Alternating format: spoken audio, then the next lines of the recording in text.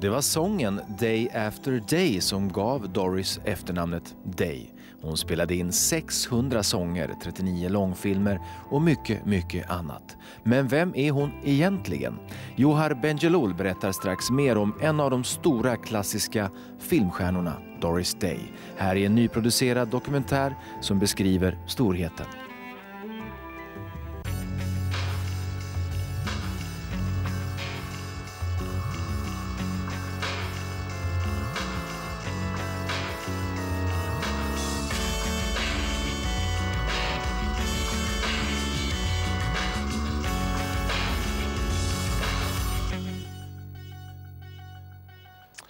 Hej och välkomna till K-special. De är inte så många kvar i livet längre, de stora filmstjärnorna från Hollywoods gyllene Technicolor-era. En av de sista som är kvar i livet är Doris Day, en glittrande glad sångerska och skådespelerska med söt och oskuldsfull helylleframtoning. Doris Day var förmodligen USAs största kvinnliga stjärna under första hälften av 60-talet, innan den sexuella revolutionen kom och förstörde allting. Världens äldsta oskuld kallades hon av spydiga kritiker under det politiska 70-talet. Men Doris Days stjärnstatus har ingen kunnat rucka på. Hon är fortfarande en av de mest inkomstbringande filmstjärnorna i Hollywoods historia. Nu ska vi titta på en nyproducerad tysk dokumentär om fenomenet Doris Day.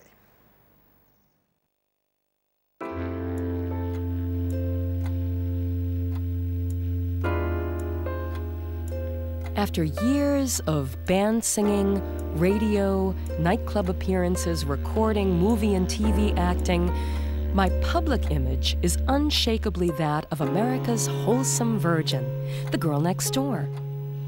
Carefree and brimming with happiness. An image, I can assure you, more make-believe than any film part I ever played.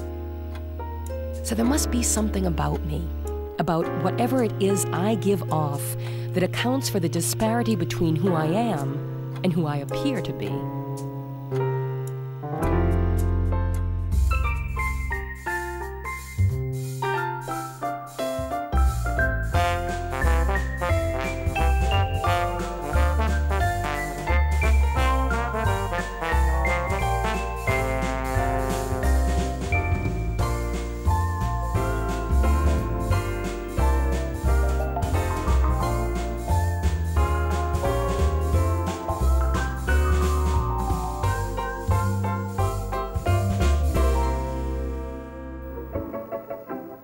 Time now for everybody's favorite guessing game, What's My Line? Would you come out, mystery challenger, and sign in, please?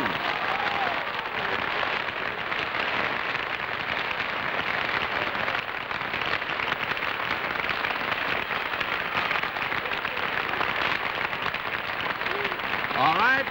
Panel, as you know, in the instance of our mystery celebrity, we get right down to the general questioning, which we will begin with Miss Arlene Francis. I presume from the applause that you're part of the entertainment industry?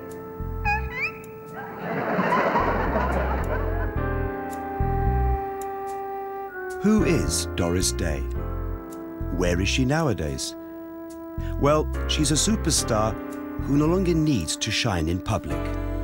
After 4 marriages, she's enjoying a private life on a ranch somewhere in the hills around Carmel, California, looking after her many animals.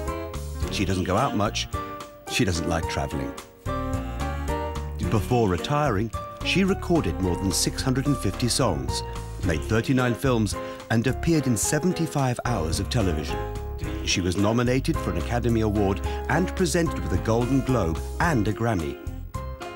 But no one really knows what she's up to. Mrs. Preston, over here. Over here now, Mrs. Preston. Who are you?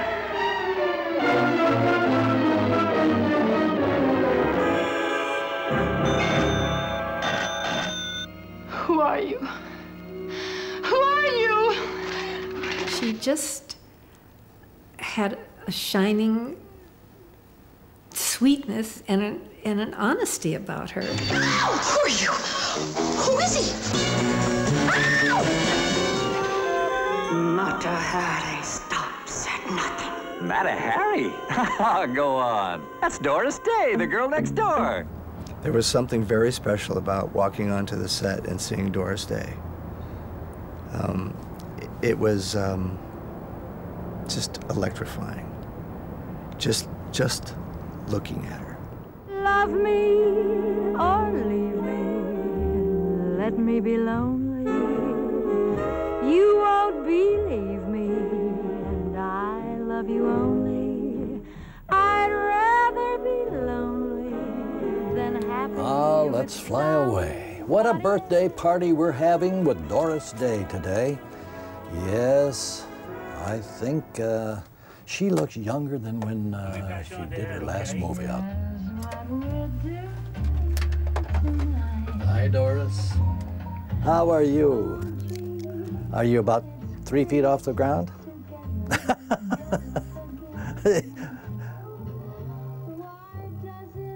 What? Oh, don't cry. You gals did that last time on me. Remember? You sing? Have you ever made any records?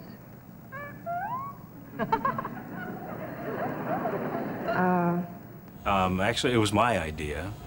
I was jogging one day, and I just kept thinking of her name, Doris Day, Doris Day, Doris Day. And how about if we have a day for Doris on her birthday? This career girl had everything but love. This bachelor had nothing else but. They had absolutely nothing in common except a party line. Would you please get off this line? I think we could just segue from that right into the real live person right here, Doris Day. How are you? Yo, you. I'm sitting here with tears coming down my cheeks. Are you really? Yes, I am. Oh, golly. I really am, and it's just, and I don't want to do that because nobody will understand what I'm saying. I just flew in from the Windy City. The Windy City is mighty pretty, but they ain't got what we got. I'm telling you, boys, I ain't a swapping half a deadwood for the whole of Illinois.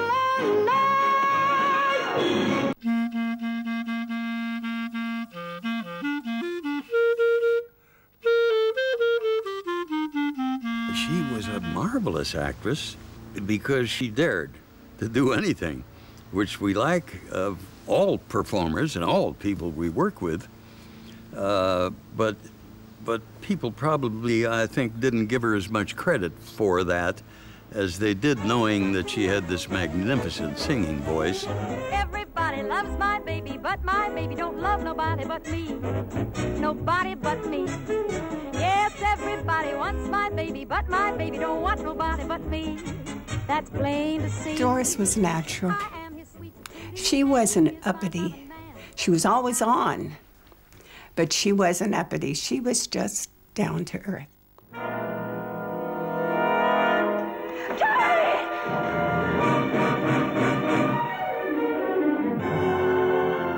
That's what happens with the passage of time. You're able to really look at the figure clearly.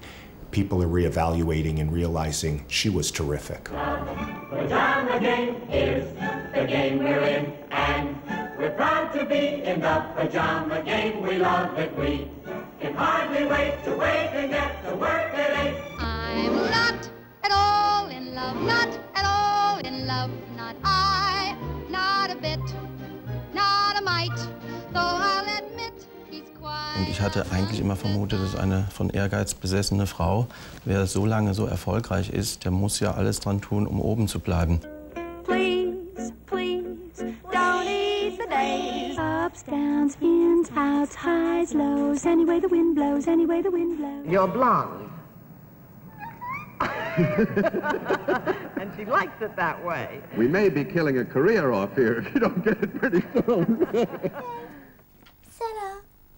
Kisses, the dog, and her multi-talented mama, Kitten K. Sarah, from Los Angeles. Similarities to Doris are purely coincidental. We have a little YouTube show that I just want to do for YouTube, the Kitten and Kisses show, where we go try to meet Doris Day. That's like my idol. It's a Kitten and Kisses show. Kisses, kisses, where are you? Kissy, I see you. Mommy could spot you in a toy lineup anywhere, baby. Come on. What amazing trick makes me tick, tick, tick. Today, Doris owns a hotel in Carmel, at the Cypress Inn, together with Denny Levette. She is the friendliest, warmest human being I've ever met. And if she walked in right now, you would all recognize her. I mean, she still has that lovely figure. She still has that mellow voice that will always sound like Doris Day. And she hasn't changed a lot. Instead of sending flowers, come back to me and love me just as I love you.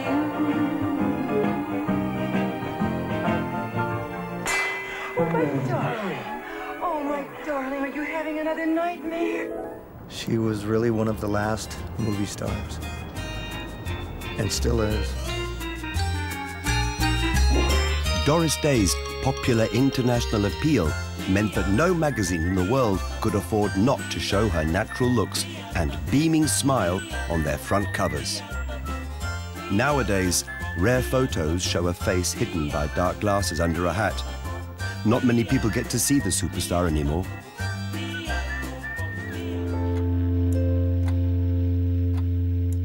Carmel is a small, idyllic coastal resort not far from San Francisco. It's a popular place for tourists who head there hoping to spot a star or two. Will we manage to get a glimpse of Doris Day while she's out shopping or dining in a restaurant? Doris got her first taste of Carmel in 1956 whilst filming the dark and gloomy thriller Julie. She played a flight attendant, although in real life, Doris is terrified of flying. To relax, she would take long walks on the beach. Something must have appealed to her about the place, because in 1981, she decided to retire there. Kitten K. Sarah is also hoping to see her idol. Have you seen Doris Day shopping at this grocery store?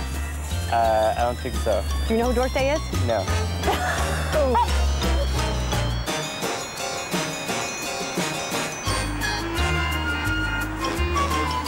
One time I was at the vet's office, and it was one of those things where I had to wait for my dog. And Doris Day was sitting there waiting for hers. And we must have had an hour conversation. But I never mentioned anything about this. She let me cry, and then the receptionist And then the receptionist came out. She said, "Don't you realize who you were talking to?" And I said, "Yes, Doris, but you never said anything." And I said, "No, we were here as animal pets." That's why she liked you. Yes.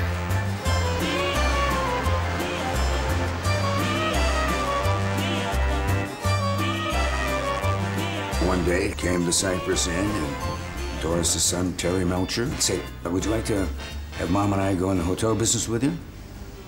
And I said, "Well, yeah, Terry. Are you going to have your mom work at the front desk, or what are your plans?" And so that's kind of how it started. And Doris kept coming, but she used to come every day here, didn't she? All the time. All the time. She'd come in and she'd rearrange the pictures, and then I would rearrange the picture. Oh, it was, this is our 22nd year together as partners. Wow. Where is he? We're here! Oh my God! Finally. Oh, it's so Say hi! Say hi! This dog is pink. We made it! Carmel is a dreamy place where you can dine in a seafood restaurant next to Robert Redford, or even brush shoulders with an ex-CIA agent, like the mayoress of the town. It's another wonderful day in paradise, and I'm delighted to welcome you to Carmel by the Sea. We had one famous mayor, Clint Eastwood, who was mayor from 1986 to 1988, and he's still very active in Carmel and very interested in what goes on in the city. We have a lot of celebrities who live here. I think because they can come and not be fawned over, they really feel quite safe in our city. That's one of the reasons that we have such a large number, and they're left alone. They can do what they want. Doris Day, for example, shopped at a large supermarket over the Muzak system. You would be hearing Doris's music, and then you suddenly hear somebody singing "Que Sera, Sera," and you turn the corner, and there was Doris pushing a big cart full of huge bags of dog food, and that's usually what she was shopping for, was for her animals. Yes, Patty, I'd like to send a dozen pink daisies, please. Could I do that? Pink daisies. Hold on 1 second. My plan is to order a dozen pink daisies, have them delivered to Doris Day's house at a specific time, and follow the van. You have her home address on file. Probably. Yes. 1 minute.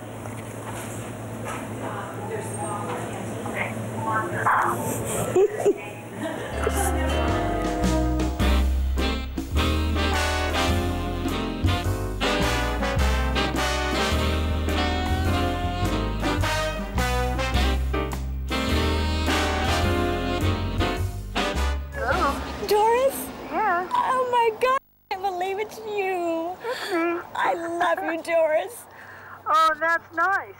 You make my day so bright. Oh, isn't that sweet? Thank you very much. What's your name? Kitten Que Sera. Kitten Que Sera. Yeah, I sent you... Doris, I sent you a letter in an 8x10. Did you get it? I sent it to the P.O. box. You know what? We're just about to get into a lot of mail. Oh, okay. And perhaps I'll find it then, but I didn't receive it yet. Perhaps. Could I just pop in and say hi, Doris? Oh, you can't. I wish I could let you Oh, do that's that. okay. Oh, that's okay. But you understand. Of course. I hope you do. Of It's course. just something that, I can't do. I know you're very private. Well, it isn't that. It's just that so many people ring the bell, you see.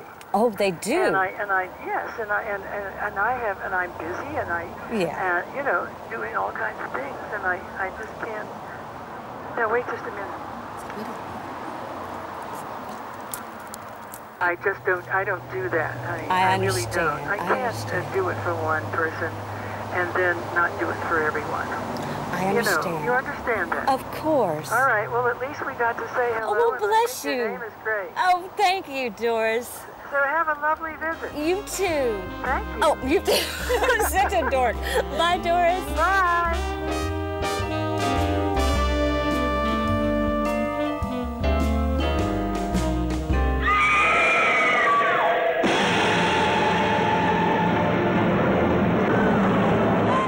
Ladies and gentlemen, the famous Miss Doris Day has gladly consented to sing a few songs for us tonight. Que sera, sera. Que Sera, Sera, which went on to become Doris's signature song, was written for the Hitchcock film The Man Who Knew Too Much. And the funny thing is, when Doris first heard the song, she was not particularly taken with it. She sort of thought, oh, this is a children's ditty, and okay, I'll sing it, but she didn't. And of course, it became this enormous hit around the world, and the song with which she's most closely identified. Whatever will be, will be. The lyric, which famously is whatever will be in anyone's life, has become in many ways Doris's own personal philosophy of life. The future's not ours to see. It's a fun thing. You know, we all know that one recording, anybody can sing it. Que sera, sera. Hitchcock, being the smart pro that he was, he understood that Doris was a great actress. I play the part of an American doctor. Doris Day is my wife. And the story is about our trip abroad that started out as a holiday and ended up as a nightmare. And to film it, Hitchcock took us thousands of miles away from Hollywood to Marrakesh. The Man Who Knew Too Much. On vacation, Doris Day and I become the victims of an international conspiracy. Doris was very unsure of how Hitchcock was responding to her because he never gave her direction. And she became increasingly upset about it and said to her husband, well, you know, he should get another actress if he's not pleased with me. And finally, she talked to Hitchcock about it, and he said to her, if you were doing anything I didn't think was exactly right, I would let you know. And after that, she just soared. She knew, I mean, Alfred Hitchcock knew how great she was.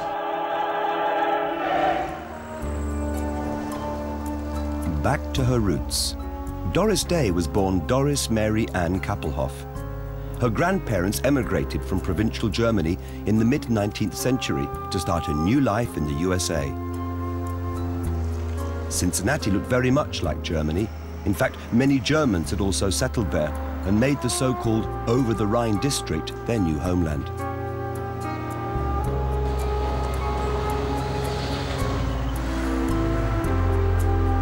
My family was such a wonderful family. They came over when they were quite young. And, I had the most wonderful grandmother. But I didn't know my grandfather. He had passed away. But my grandmother lived with us when she retired. She had a big bakery. Oh, that's where you... He and my grandfather, they were in their 20s when they came over, and the first thing he did was make pretzels. You know, those soft pretzels? Soft pretzels, He was in that business. Oh. And he did so well that they were able to buy a building, and we had a big bakery in it. Wells's Bakery. Yeah, I was at that bakery all the time. I bet. And I remember my Aunt Lottie, as little as I was, I would ask her, could I work in the bakery with you? Well, how come you didn't put a little weight on? I never have. Good for you. Never. Good for you. You were dancing a lot then. Yes, I was. Starting out as a dancer. Yeah, and but I've never really gained weight for some strange reason. Lucky and I you. eat a lot. Do you? Yeah. Oh, that's good.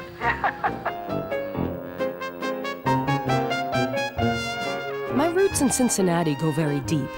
I didn't leave there wanting to escape to somewhere better. I only left because the tide of events washed me away. My predestination was to wander around for a while on bumpy band buses, singing at one-night stands before coming to roost in Hollywood. But curiously, I was less emotionally attached to Los Angeles than I was to Cincinnati. My parents lived in a red brick, two-family house in a moderate-income suburb. I was born in that house, attended by a good German midwife, as my two brothers before me. My father was a music teacher and choral master, while my mother was a true Hausfrau.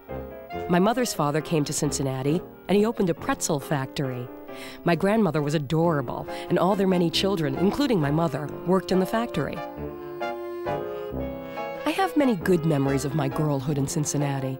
Going to the beer garden with Aunt Hilda and Uncle Frank, my mother and brother to have roast beef, chili, and orange pop, the lantern swinging overhead whilst we sang along with the piano player.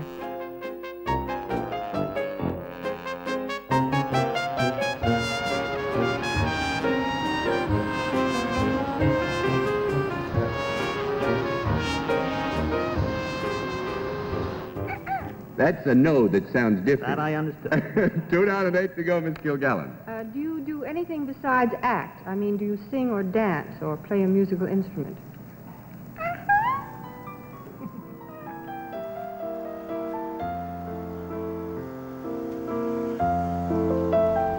Doris took more of the tap dancing, and I was into more of the toe dancing and the ballet and that type. But I did meet her, and there was one program that they had for all the students. They called it the personality class. And you could do whatever you wanted. It didn't have to be your dancing. You could just recite poems or anything like that. And I'll never forget, she got up and sang. And it was remarkable. She had such a pretty voice, and of course she was not doing anything with it at that time. She was strictly into the dancing. But she was a lovely girl. During her entire career, Doris Day was plagued by stage fright and hated appearing live. The result of her very first public appearance in kindergarten when she wet herself, and everyone laughed at her. Doris's father, William Kappelhoff, was a music teacher, and her mother, Alma, a housewife. She had 2 brothers. Richard, who died before she was born, and Paul, who was the oldest. Her parents were an ill-matched couple who divorced when Doris was very young. After teaming up with a neighborhood friend, Jerry Doherty, Doris became a local dance star at 13. Her mother encouraged her, and she was well on the way to a show business career in Hollywood. But soon her high-flying plans were to be shattered. Marian Collins remembers that day only too well. The time when we were in the accident was on the 13th of October, 1937. Our car was hit by a train, and Doris was in the back seat and she broke her leg. Doris would sit on the table with her broken leg out like this, and she would sing and she would entertain us. Doris was always on. She was fun. During this long, boring period of recovery, I used to while away a lot of the time listening to the radio. One radio voice I listened to above others belonged to Ella Fitzgerald. There was a quality to her voice that fascinated me.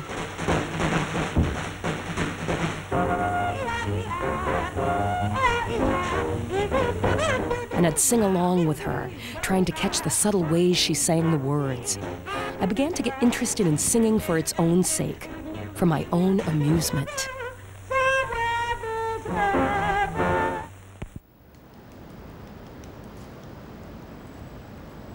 Doris Day's soul is music, even more than being the great actress she is. This is really who Doris Day is this terrific singer. And I think what informed her style was the one voice teacher she had, a woman named Grace Rain, who back in Cincinnati, who Doris herself laughed and said Grace couldn't sing a note, but she was a fantastic teacher. And she said to Doris, you must sing as if you're singing to one person.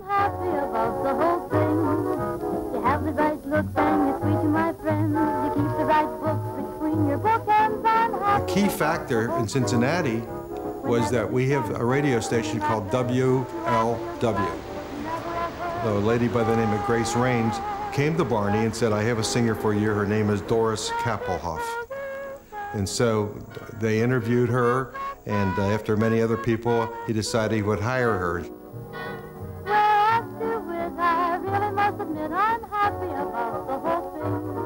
I really like to sing. It makes me happy. And I think the people who listen to me instinctively know that and feel it. But after a while, when he wanted to put her name on the marquee and also advertise that she was a singer, he said, you cannot sing with a name like Doris Kappelhoff. It's too big of a name for the marquee. So he says, you're singing a song called Day by Day. Everybody loves it. Why don't you call yourself Doris Day? She said, oh, I don't know. I don't think that sounds like it's not a very nice name. So she went home, discussed it with the family, and okay, called herself Doris Day. And the rest is history from that moment. Doris was just 17 when she married her first husband, the trombonist Al Jordan. It was a stormy marriage, full of violence and jealousy, and yet produced Doris's only son, Terry. Ich selbst bin erstaunt, wie erfolgreich sie als Sängerin war, wie viele Chart-Singles sie hatte. Und dann lese ich, dass sie allein in den USA 76 Chart-Singles hatte. Das muss man sich mal vorstellen. Das macht 9 Jahre ununterbrochen in den Top 40 aus. Und es ist die einzige Sängerin, die noch heute in den Top 20 aller Sängerinnen ist, aller Sänger ist. Für sie ist Singen das Natürlichste der Welt. Sie singt auch weiterhin. Also bei unserem letzten Telefonat hat sie gesungen, ein paar Takte. Das ist natürlich besonders schön, wenn man also in den seltenen Genuss kommt, sie noch mal singen zu hören. It's all too wonderful. I'll never find the words. What are you trying to do, Rick? Kill yourself because you tried for something that didn't exist.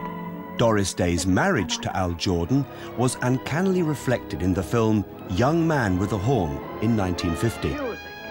The kind you can't write, the kind you just gotta feel. He played it, and the world cheered at his feet.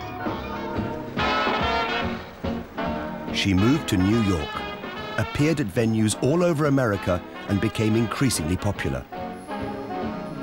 Despite her heavy touring schedule, swinging 17-year-old Doris Day found time to make one of the first so-called soundies in 1941 with the Les Brown Band. When we met, I smiled so politely. You can bet I responded brightly. I should dig me Joe from top to toe. Once over lightly when we danced, and you held me tightly. We romanced. Then I weakened slightly. You said solid jazz. Please scratch my back. Once over lightly. But once her and Les Brown got together, they really made magic with music. Doris had been recording for a couple of years. She made a stop, got married, and then came back. Let's get hitched. Babe, you do delight me. You'll get ditched if you're not home nightly. I'll respect your wish, even dry a dish. Once over lightly. Towards the end of 1944, at the Pennsylvania Hotel, she recorded and actually presented for the first time with rehearsal the song Sentimental Journey.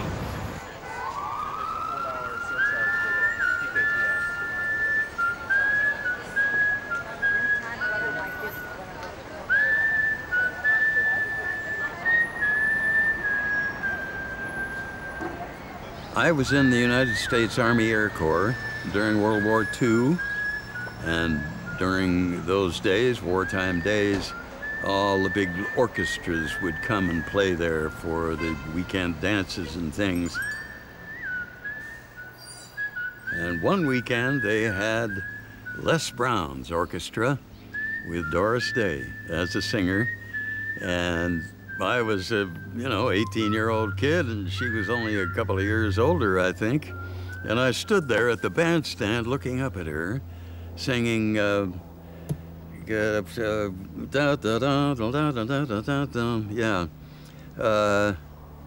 in love with her. If you're seeking recreation and your mind needs a vacation from the troubles of the day. Doris Day's first film, in 1948. Hollywood had powdered her freckles away. Ihre zweite Ehe, lag in den Scherben. Sie hatte ein Engagement in New York, sie war in Los Angeles, hatte die Koffer schon gepackt und am letzten Abend kam sie zu einer Party von Komponisten Jules Stein und Sammy Cahn und hat aufgrund des Vorsingens dann dieses Angebot gekriegt, mal vorzusprechen für diesen Film. Und sie war von ihren ganzen Emotionen und so erschöpft, dass sie unter der Trockenhaube eingeschlafen ist, bevor sie die Probeaufnahmen hatte.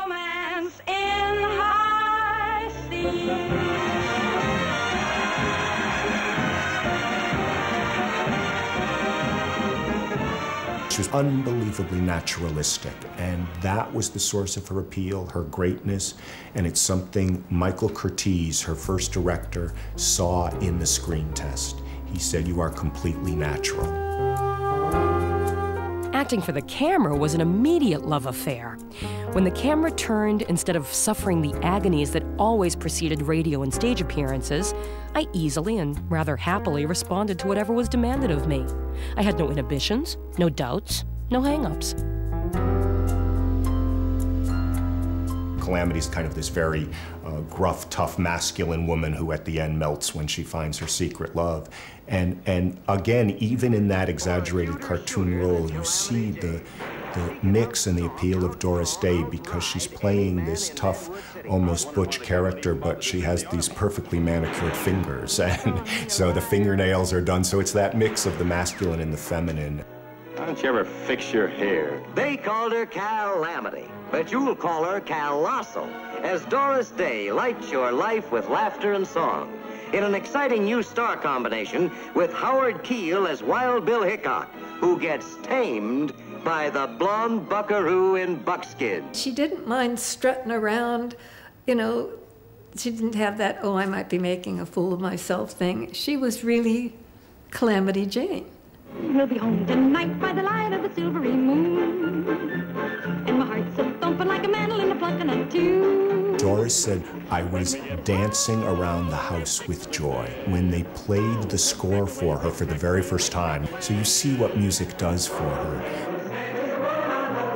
When she's singing those lyrics, which is about a woman finally discovering her love, she now feels complete, she acts out the song completely, without histrionics, but you understand, she communicates to you. So she's communicating to a movie audience of millions, and yet you feel you're the only person she's singing to. My secret love's no secret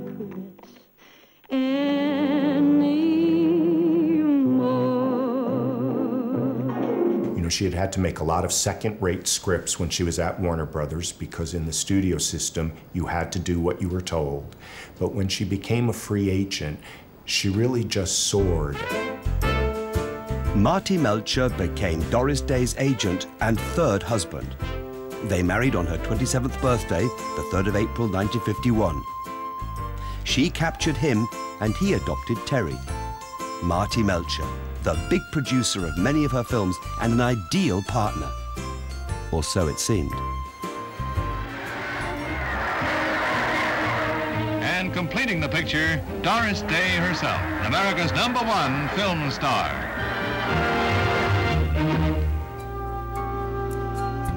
Doris trusted him. Marty organized everything, arranged all the deals, chose all the scripts, and determined every role she had to play. She made Love Me or Leave Me. It's a very tough musical. It's almost a film noir musical with James Cagney. And I think it's the greatest performance a woman has ever given in a musical film. An extraordinary variety of musical styles. And James Cagney, who's clearly one of the greats in Hollywood history, called Doris my idea of a great actress. She really should have won the Academy Award for that film alone. From 10 cents a dance to a place in the spotlight, the fabulous story of Ruth Etting.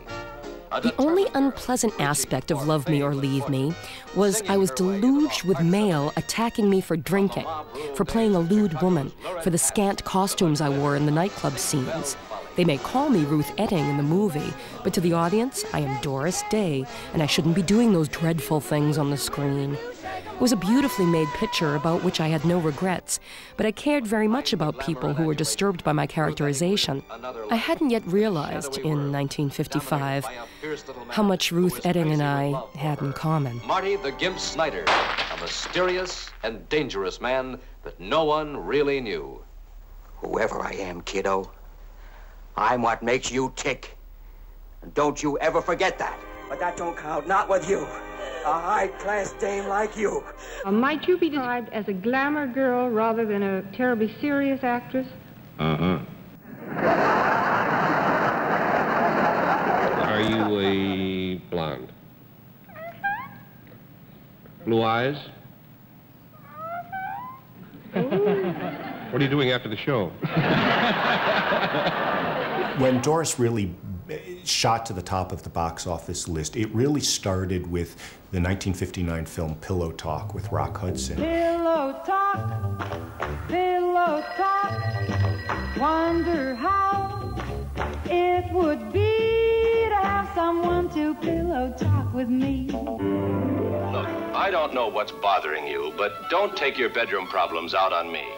I'd never met Rock Hudson before, but the very first day on the set, I discovered we had a performing rapport that was remarkable.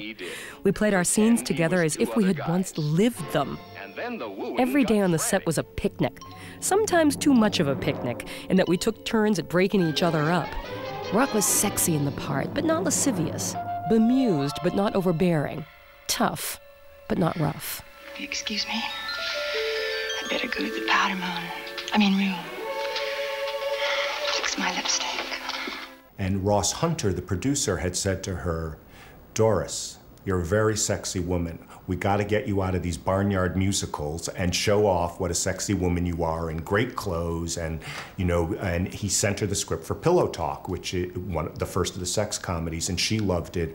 And she and Rock Hudson had this amazing chemistry on screen, and they became, of course, famously good friends off screen as well. I don't use sex to land an account.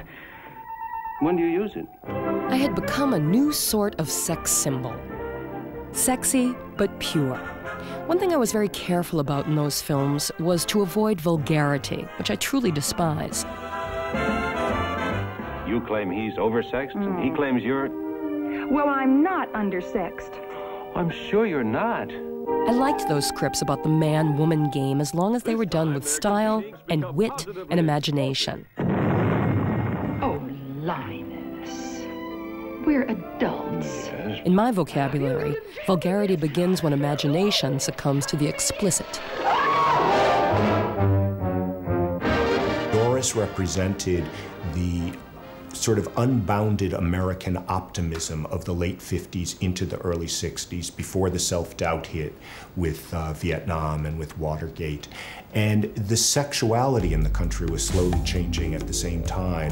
In that day and age, which we have to remember was right before the pill revolutionized female sexuality, right before the feminist movement, women could look at Doris Day on screen and think, that's what I want. That's the life I want.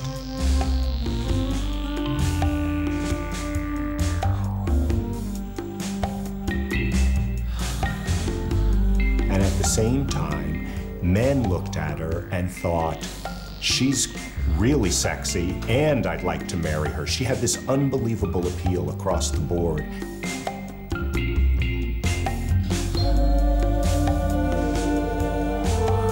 In Doris Day's case, using the word icon and iconic, that actually makes a great deal of sense.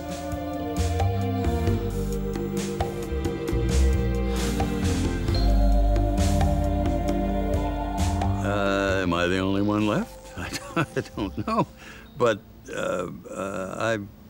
I was charmed to be chosen to be in that picture with her. The Ballad of Josie, a classic story of the sheepmen and the cattle women. She, as you may know, is a lover of animals. And not strangely enough, they love her right back, too. They're marvelous together. Here were all the sheep and all the little lambs, more dropping out every morning as we came to work. And of course, she was in heaven. Oh,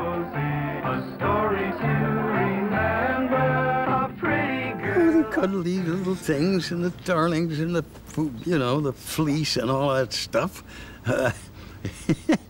But she was marvelous.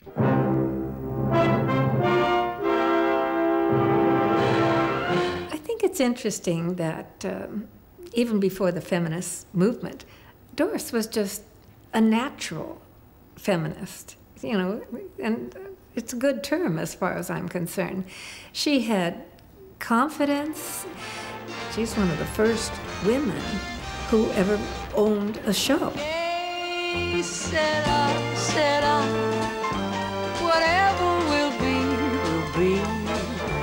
The future's not ours to see. Okay, set up. In 1968, Marty Melcher suddenly died, and Doris found herself with a television script for a show called The Doris Day Show, not knowing anything about it. Marty had worked all the details, contracts and everything. She had to do it. Gleichzeitig wurde halt herausgefunden, dass sie pleite war, dass sie $500.000 Schulden hatte, also dass praktisch schon die Verdienste ihrer Fernsehserie verpfändet worden waren und gar kein Geld für die Produktion mehr da war.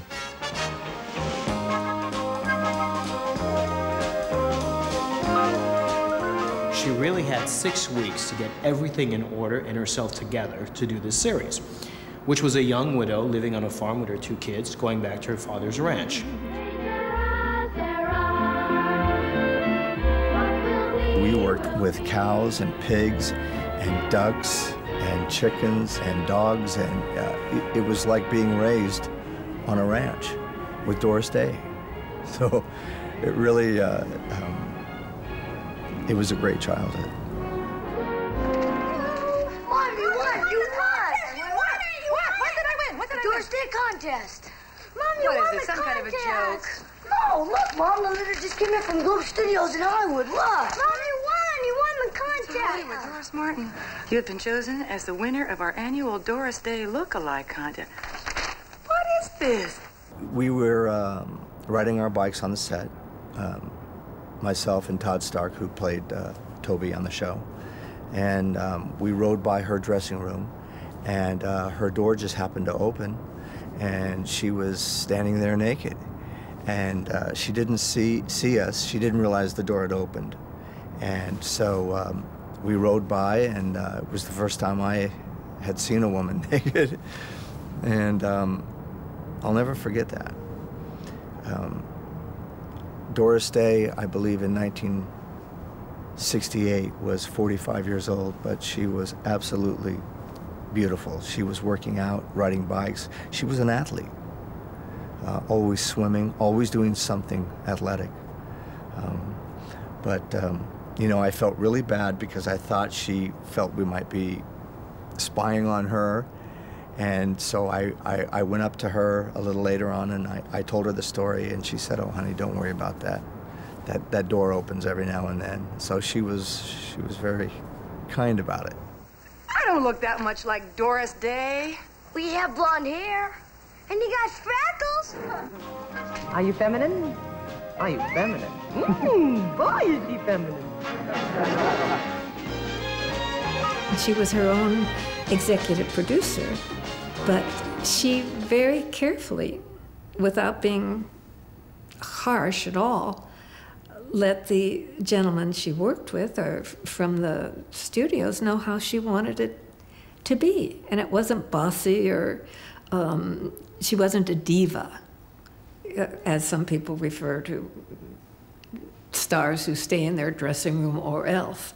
She always did her work, and she made it very clear why she thought things should be a certain way, because that was right. And, you know, if two men had that conversation, it would be no big deal.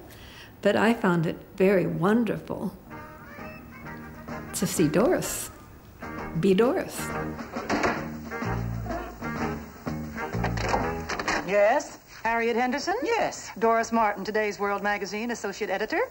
Biologically, women are stronger than men. By a lot. Can you imagine a man having a baby? Ah! Can you hear the scream?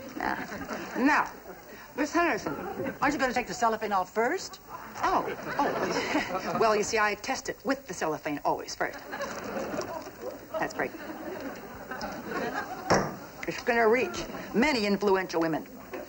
Yoo-hoo! Doris! Jonathan! My role was her friend and confidant, and not too smart, but not that stupid. You know how you could be dumb but really say the right thing? What?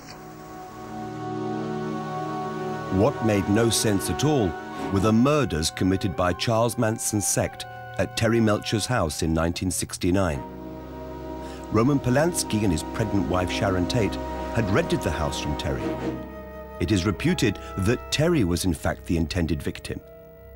He was a successful music producer who had helped to shape the West Coast sound. Charles Manson wanted a recording contract from Terry, but Doris Day's son turned him down. Was it revenge? After the killings, Terry hired bodyguards for himself and his mother. He had a nervous breakdown. His mother went straight back to work. It was very heartening during the shooting of the series to watch how Doris handled serious tribulation, real troubles. She found out that her fortune was stolen. She had to go to court and fight for it. And during that whole time, she came to work. She never brought her problems with her. And also, it's like she set a course. I'm going to fix this, and didn't worry in between, and just headed there. But the times were changing. Doris Day's films had suddenly become old-fashioned. The Hollywood of the 50s and 60s was over. Movies with critical social and political themes spiced with sex, drugs and rock and roll were filling the cinemas again.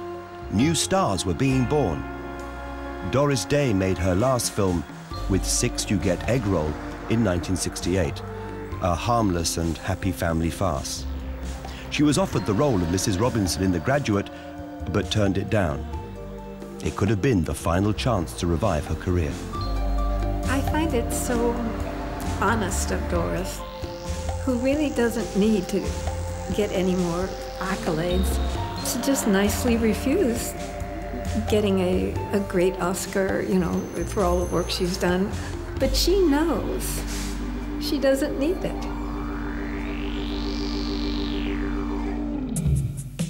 I wake up with the morning light. I don't care about success in the conventional sense. The success I care about is in knowing how to deal with situations, in not allowing anything in my life to get out of hand. Some of the things that have happened in my life could have turned me into an alcoholic, or worse. I would be doing something to excess to hide from reality. But the fact is, I'm not doing anything to excess, except enjoying life. There was nowhere else for her to go. She was #1 in film, #1 in music. Her show was one of the highest rated shows on CBS. She felt that, you know, now I need to do something else. The animals are very important to me, and they're in trouble. And I need to see if I can do something about that. And yes, and her fame and all that stuff helps that. But that's really what's important to her at the moment and right now. And there's nothing wrong with that.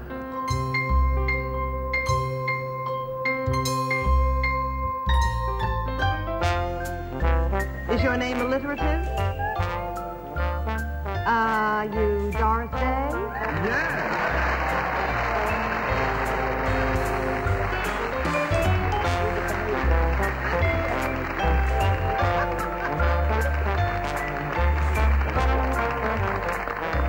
That probably threw you, panel, was the answer to the question, have you ever been on television? And Miss Doris said no, because this is literally her first TV appearance, and we're real pleased about it, too. Okay. Okay, dear. Have a big one. Just, you know, everybody listening in, I send my love to all of you. Well, thanks, Doris. And the gang at the end. Yoo-hoo! Have fun. Bobby will probably say... And love and kiss all the doggies. Yeah. Okay, we'll go over today maybe. We'll run by there. Oh, yeah, do. Okay. Oh, that would be great. Yeah, wouldn't it be great? All right. All right. Thanks, Doris. You're welcome. Love you. Pleasure. Love you, Bye-bye, dear. Like Duke Ellington said, love you madly. Yeah, well, that goes the same for me, too. Yeah. To you. Oh, and, well, I won't say it. Those days were just something to grow up and listen to you, I'll tell you. Oh, thank you, dear. All right. And I love talking to you. Oh, I love... Oh, don't get me crying here now. Oh, and I wanted to say goodbye, everybody. Okay. I'll be on later. Okay. Bye. Oh, isn't that nice? Gonna take a sentimental journey. When did I see her? It was about a year ago. How did she look? Fine, fine. With her big glasses and her big hat, you know, but her hair is down on her shoulders. And she was singing just like a bird. To renew old. Although her son Terry died, all Doris Day films have a happy ending. At 85, she's selling more records than ever before. Her films are shown on TV worldwide, and she still gets around 200 fan letters a week. Whether she wants it all or not, whatever will be, will be. Doris, God love you.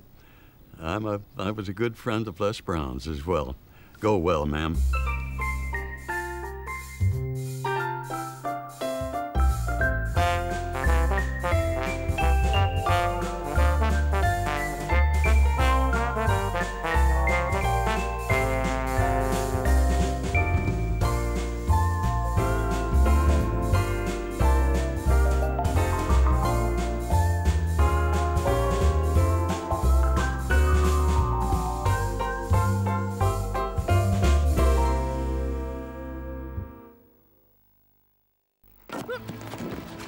Vad gör att vissa nationers idrottare springer snabbare, hoppar högre? Och vi har kommit hit för att ta reda på hemligheten bakom det etiopiska löparundret. Stefan Holm och Jonas Karlsson tar pulsen och klurar inför friidrotts-VM. If it's high altitude, I can run easily. Brödet här som han är uppvuxen på är en stor del av förklaringen för att det är så otroligt näringsriktigt. Från världens alla hörn i friidrottskväll med start på torsdag i Ettan.